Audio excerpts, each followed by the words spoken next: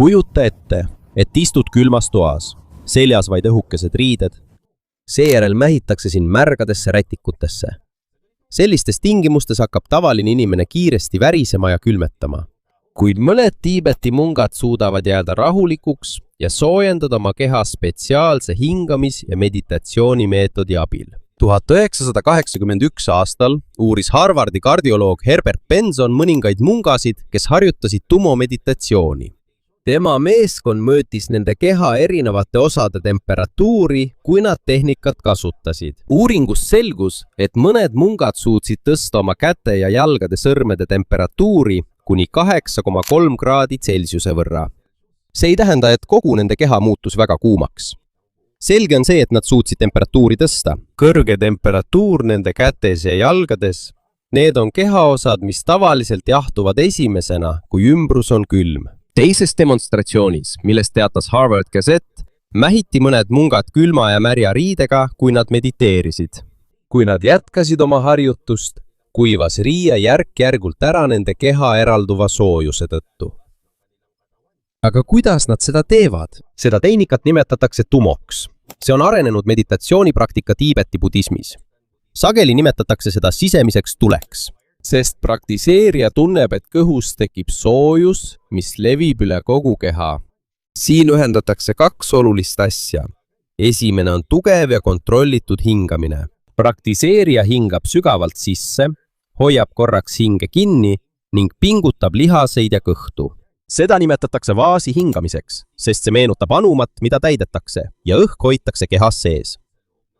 Teine on visualiseerimine. Hingamise ajal kujutab praktikant ette, et naba allosas on väike leek. Nende traditsioonis kujutavad nad ette, et leek kasvab järk-järgult suuremaks ja selle soojus levib üle kogu keha. See võib kõlada müstiliselt, kuid kehas on mõõdetud tõelisi muutusi. 2013 aastal viis uurija Maria Kožemnikova koos oma meeskonnaga samuti läbi uuringu. Nad uurisid kohenud tumopraktiseerijaid Ida-Tiibetis ja võrdlesid neid inimestega, kes ei olnud sellise meditatsiooniga harjunud. Mõnel kogenud praktiseerijal tõusis nende keha sisetemperatuur kuni 38,3 kraadini Celsiuse järgi. See vastab kergele palavikule, kuid seda ei põhjustanud haigus ega intensiivne füüsiline koormus. Uuringus leiti ka, et tehnikal on kaks osa. Jõuline hingamine aitab kiiresti kehatemperatuuri tõsta ja visualiseerimine ja tugev keskendumine aitavad soojust kauem säilitada. Kui tavalised osalejad proovisid hingamistehnikat, tõusis ka nende kehatemperatuur veidi. Kuid nad ei suutnud seda tõsta ega hoida, nii nagu inimesed, kes on aastaid harjutanud. See näitab, et tegemist ei ole lihtsalt mõtlemisega. Hingamislihased liiguvad tõesti tugevalt. Samuti muutub südame löögisagedus ja keha soojuse tootmine suureneb. Samaaegselt kasutab praktiseerija keskendumist ja visualiseerimist, et kontrollida oma reaktsiooni külmale. Teadus ei mõista veel täielikult kõike, mis tumos toimub. Uuringutes on osalenud vaid väike arv inimesi, kuid üks asi on selge. Pikaajalise treeningu, kontrollitud hingamise ja tugeva keskendumise abil suudavad mõned tumopraktiseerijad muuta oma kehatemperatuuri viisil, mis on tavalisele inimesele raske. Sellest hoolimata on tumos ka üks osa, mida teadus pole veel täielikult seletanud. Ja see on tule kujutlemise mõju. Ühes 2013 aasta uuringus leiti, et tugev ja kontrollitud hingamine on peamine põhjus, miks keha soojeleb. Kuid on võimalik, et selge tule kujutlemine aitab samuti soojust säilitada. Pole veel teada, kuidas aju seda täpselt teeb. Võimalik, et tänu tugevale keskendumisele suudab inimene oma hingamist paremini kontrollida. Rakud ja kehasoojuse tootmine. Kuid tänaseni pole teadusel sellele veel täielikku seletust. Sellest erakordsest võimest liigume nüüd teise Tiibeti traditsiooni juurde, mis on seotud surmaga. Seda nimetatakse taevamatuseks ehk jatoriks. Paljudele välismaalastele võib see rituaal tunduda hirmutav või šokeeriv, aga mõnele Tiibeti budistile on see austatud ja tavaline matmisviis. Kui inimene sureb, palvetab tavaliselt kõigepealt perekond ja usujuhid. Seejärel viiakse surnukeha määratud kohta mägedes, eemal elamutest. Seal valmistatakse keha ette, et raisakotkad saaksid seda süüa. On olemas inimesed, kes on selles osavad ja spetsialiseerunud. Neid kutsutakse rogjapadeks. Nemad lõikavad keha tükkideks, et lindudel oleks seda lihtsam süüa. Seda on raske mõista neil, kes ei ole nende kultuuriga tuttavad. Kuid nende jaoks, kui inimene on surnud, ei ole keha enam tema ise. Elu on lahkunud. Seetõttu võib keha anda toiduks teistele olenditele. Nad peavad seda viimaseks heateoks. Isegi kui inimene on surnud, saavad teised elusolendid tema kehast kasu. See on seotud ka olulise budistliku uskumusega. Miski pole püsiv. Keha vananeb, laguneb ja kaob samuti. Seetõttu ei tohiks nende arvates inimene oma füüsilisest kehast liiga palju kinni hoida. Taevamatuseid hakati tegema ka praktilistel põhjustel. Mõnes Tiibeti piirkonnas on Tiibeti platoo kõrge, kivine ja väga külm. Paljudes kohtades on maad raske kaevata, sest see on kõva või külmunud. Puud on samuti vähe, seega napib põletamiseks vajalikku puitu. Seetõttu muutus surnukeha raisakotkastele ohverdamine praktiliseks. Kuid see ei tähenda, et kogu Tiibetis oleks ainus matmisviis. On olemas krematsioon, tavaline matmine ja muud rituaalid, mis sõltuvad piirkonnast, perekonnast ja usutraditsioonist. On ka lugusid, mis ütlevad, et hea märk on see, kui raisakotkad söövad surnukeha kiiresti ära. Aga see ei ole igal pool ühtemoodi uskumus. On ka teateid, et mõned rogiapad räägivad või teevad nalja töö ajal. Võõrale võib see tunduda lugupidamatusena, aga nende jaoks on see lihtsalt osa tööst, mida nad on juba kaua teinud. See ei tähenda, et neil puudub austus lahkunu vastu. Lihtsalt nende viis kehale ja surmale läheneda on teistsugune. Siin tuleb mängu veel üks oluline Tiibeti õpetus surma kohta. See ongi Bardo Todol. Läänemaailmas tuntakse seda rohkem kui Tiibeti surnute raamatut. Kuid see ei ole lihtsalt raamat surnutest. Bardo Todol tõlgitakse tavaliselt kui vabanemine kuulmise kaudu vahepealses seisundis. Bardo viitab seisundile, mis jääb surma ja järgmise taassünni vahele. Mõnes Tiibeti budismi traditsioonis usutakse, et see seisund võib kesta kuni 49 päeva.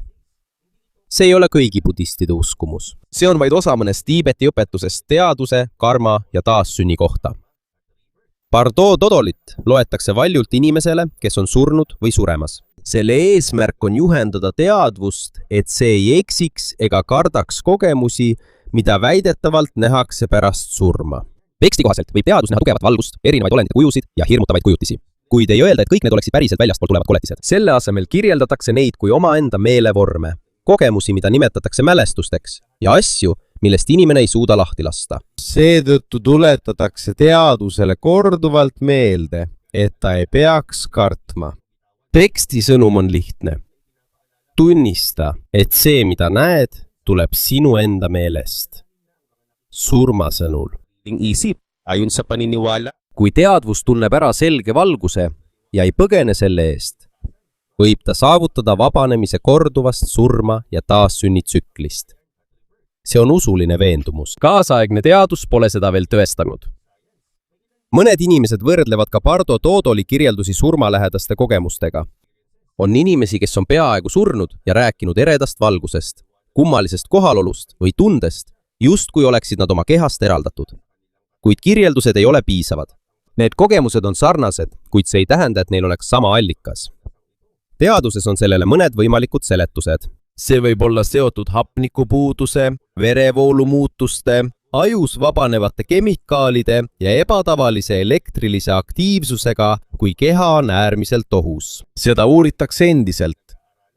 Pole veel selget tõestust, et teadvus suudaks eksisteerida eraldi ajust. Bardo Todol ei ole samuti loodud teadusliku ülestähendusena sellest, mis juhtub pärast surma. See on usuline teejuht, mis põhineb Tiibeti budistlikel õpetustel ja meditatsioonipraktikatel.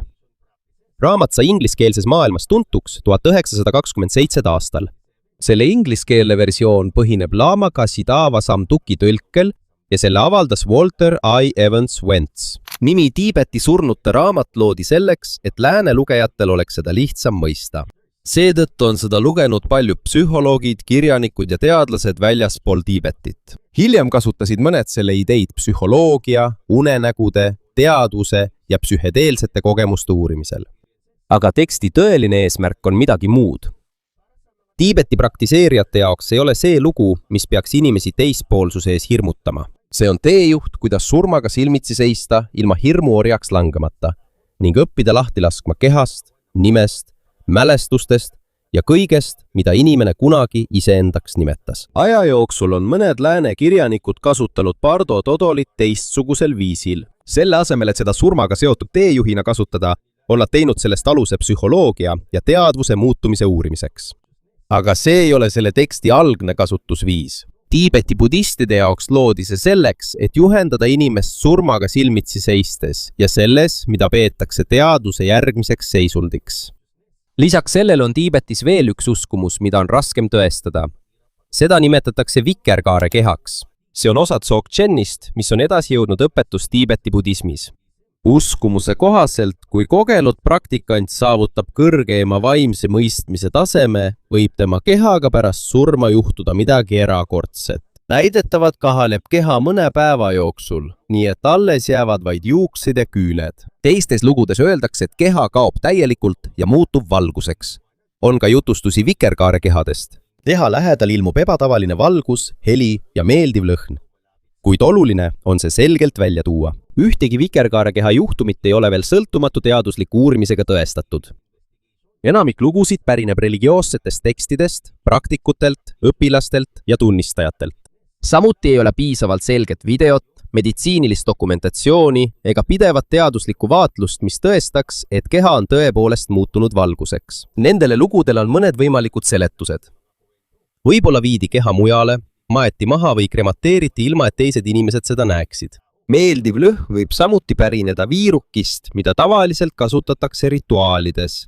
Samal ajal võib ebatavaline valgus või vikerkaar olla põhjustatud päikesevalgusest, pilvedest, vihmast või ümbritsevatest tingimustest. Võimalik on ka see, et tunnistajad mäletavad asju erinevalt, eriti kui nad juba usuvad, et ime juhtub. Kuid need on vaid võimalikud seletused.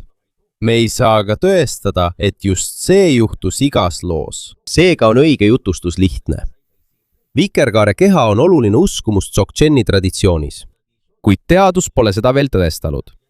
Isegi kui teaduslikku tõestust pole, on sellel nende usus siiski suur roll. Praktiseerijate jaoks näitab see usku, et inimene võib täielikult kaotada sideme oma füüsilise kehaga, kui ta saavutab kõrgeima vaimse arusaamise. On veel üks kummaline viis, kuidas Tiibeti õpetusi on säilitatud ja edasi arendatud. Seda nimetatakse termaks, mis tähendab varjatud vaimset aaret.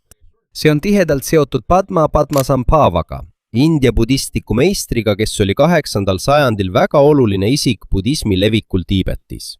Tiibeti traditsiooni kohaselt usutakse, et ta peitis mõned õpetused. Sellepärast, et tol ajal ei olnud inimesed veel valmis neid mõistma. Väidetavalt peideti neid koobastesse, kividesse, templitesse ja teistesse kohtadesse. On olemas ka niinimetatud mind-terma, kus õpetus ilmub praktikandi meeldenägemuse või meditatsiooni kaudu. Inimest, kes leiab või saab sellise õpetuse, nimetatakse tertoniks ehk aarde paljastajaks. Termatraditsioon on kõige tugevam Tiibeti budismi Nyingma koolkonnas. Nad ei pea seda lihtsalt tavaliseks peidetud dokumendiks. Nende jaoks on see õpetus, mis on peidetud selleks, et ilmuda siis, kui inimesed seda vajavad. Kuid väljastpoolt on seda raske tõestada. Kui keegi ütleb, et ta sai iidse õpetuse nägemuses, siis pole olemas lihtsat teaduslikku testi, mis suudaks tema väidet kinnitada. Seda on võimalik ka kuritarvitada. Inimene võib ise teksti kirjutada ja väita, et see on juba ammu peidetud õpetus. Seetõttu ei võeta kõiki, kes väidavad end olevat tertonid, lihtsalt omaks. Religioosne kogukond uurib ka nende isiksust, väljaõpet, õpetusi ja seda, kas sõnum sobib nende traditsiooniga. Termal on Tiibeti budismis oluline roll. See annab võimaluse uute seletuste ilmumiseks ilma, et kogu religiooni oleks vaja muuta. See on nagu vana sõnum, mis avatakse õigel ajal. Nii saab traditsioon vastata, uutele probleemidele jäädes samal ajal seotuks oma algupäraga. Peidetud õpetustest liigume nüüd kohta, mida paljud inimesed on otsinud, kuigi see on loodud vaid romaanis. See on Shangri-La. Seda kirjendatakse sageli kui vaikset ja peidetud orgu Himaalajas. Siin elavad inimesed väidetavalt kaua, eemal maailma segadustest, haigustest ja probleemidest. Kuid nimi Shangri-La ei pärine iidsetest Tiibeti müütidest. Selle lõi Briti kirjanik James Hilton oma romaani Kadunud horisont jaoks. mis ilmus 1933 aastal. Loo järgi on Shangri-La salajane ja rahulik paik, mis on peidetud mägede vahele. See tähendab, et puudub kindel tõend selle kohta, et Tiibetis oleks kunagi olnud päriselt olemas koht, mida nimetati Shangri-Laks, kuid Hilton ei leiutanud seda ideed lihtsalt tühja koha pealt. Tiibetis on olemas uskumus pajuulide ehk peidetud orgude kohta. Traditsiooni kohaselt on need turvalised ja pühad paigad, mida võivad leida inimesed, kes on vaimselt selleks valmis. On võimalik, et sellised lood avaldasid mõju. Ka vanad reisikirjeldused Tiibeti kohta aitasid kaasa väljamõeldud Shangri-La kujunemisele. Kuna romaan sai kuulsaks, hakati paljusid kohti hiljem võrdlema Shangri-Laga. Oli ka reisijaid ja maadeavastajaid, kes otsisid orgu, mis meenutaks loos kirjeldatud. Aga see, et Himaalajas võib olla ilus peidetud org, ei tähenda veel, et see oleks tõeline Shangri-La. James Hiltoni Shangri-La on väljamõeldis. Pajuulid on aga osa Tiibeti usulisest traditsioonist. Mõlemad seob peidetud paradiisi idee, kuid need ei ole täpselt üks ja sama asi. Aastatel 1938 kuni 1939 käis Tiibetis ka Saksa ekspeditsioon, mida juhtis Ernst Schäfer. Grupi liikmed olid SS-i liikmed ja nende reisi toetas natside süsteem. Nad viisid läbi geograafilisi, zooloogilisi, kultuurilisi ja antropoloogilisi uuringuid.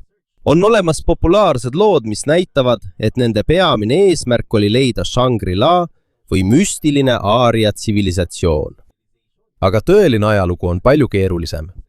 Ekspeditsioonis segunesid teadus, propaganda, rassiline ideoloogia ja isiklikud huvid. Samuti ei ole õige öelda, et nad läksid sinna ainult James Hiltoni romaani pärast. Siit näeme, kuidas lugu muutub, kui see levib. Shangri-La sai alguse kui väljamõeldud paik. Kuna tol ajal teadsid paljud lääne lugejad Tiibeti kohta vähe, hakati seda järk-järgult pidama osaks tõelisest Tiibeti ajaloost. Ja siiani kasutatakse nime Shangri-La, et kirjeldada kauget, vaikset ja peaaegu täiuslikku paika.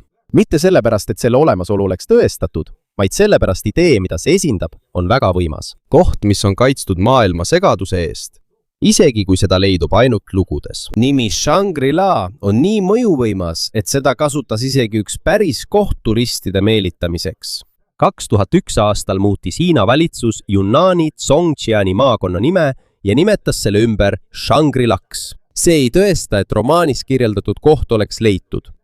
Tuntud nime kasutati lihtsalt selleks, et tutvustada kohta kui ilusat mägisihtkohta. Aga enne kui sõna Shangri-La üldse välja mõeldi, oli tiibetlastel juba uskumus peidetud orgudest, mida nimetatakse Beul. Beul ei ole lihtsalt mingi salajane koht kaardil. Traditsiooni kohaselt on need pühad orud, mis on mõeldud turvaliseks pelgupaigaks segaduste ajal. Usuti, et ainult teadmisest ei piisa. Samuti peab olema valmis inimese meel ja usk, kes sinna siseneb. Üks kuulsamaid näiteid sellest on Bamako. See on lai ja raskesti ligipääsetav piirkond Changpu jõe ümbruses Kagu-Tiibetis ja naabruses asuvas Indias.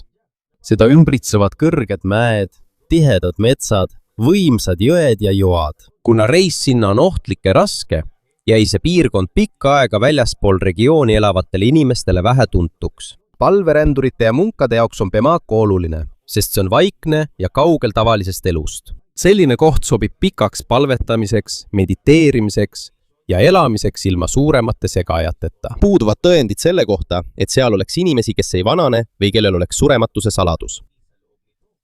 Tõeline põhjus, miks Bamako on eriline, on palju lihtsam. Kuna see on kaugel ja sinna on raske jõuda, muutub see paigaks, kus inimene saab maailma mürast ja probleemidest korraks eemalduda. Aga on veel üks võime, mida on mõnel kogenud mediteerijal tõepoolest meditsiiniseadmetega mõõdetud. Lisaks kehatemperatuuri tõusule näitas Herbert Bensoni uuring ka seda, et sügava meditatsiooni ajal võib keha hapniku tarbimine märkimisväärselt langeda. Ühes väikeses uuringus kogenud budistlike mediteerijate seas registreeris üks osaleja ainevahetuse languse 64% võrra võrreldes tema tavapärase puhkeolekuga. Ainevahetus on energia hulk, mida keha kasutab toimimiseks. Kui see aeglustub, vajab keha vähem hapnikku ja energiat. Aeglustub ka hingamine ja muud keha sisemised protsessid. Tavaliselt aeglustub see une ajal vaid veidi, seetõttu on see 64% näit tähelepanuväärne. Kuid oluline on meeles pidada, et uuring oli väike ja uuriti vaid mõnda kogenud mediteerijat. See ei tähenda, et kõik mungad või kõik, kes mediteerivad, suudavad seda teha. Seda ei tohiks ka nimetada talveuneks ega surnuks olemiseks. Mediteerija on endiselt ärkvel ja kontrollib olukorda ning keha naaseb pärast seanssi normaalsesse seisundisse. Selge on vaid see, et mõned kõrgelt treenitud praktikud suudavad oma hingamist ja hapniku tarbimist aeglustada rohkem kui tavalise meditatsiooni ajal. 1985 aastal jäädvustas Bensoni meeskond ka mõned mungad, kes veetsid külma öö Himaalaja kõrgemates piirkondades. Harvardi raporti kohaselt viibisid nad umbes 15 000 jala kõrgusel ning temperatuur langes umbes 0 kraadini Fahrenheiti järgi ehk ligi -18 kraadini Celsiuse järgi. Nad kandsid vaid õhukest šaali. Nad magasid kivisel pinnal ega surunud end üksteise vastu, et sooja saada. Videos ei ole samuti selgelt näha tugevat värisemist.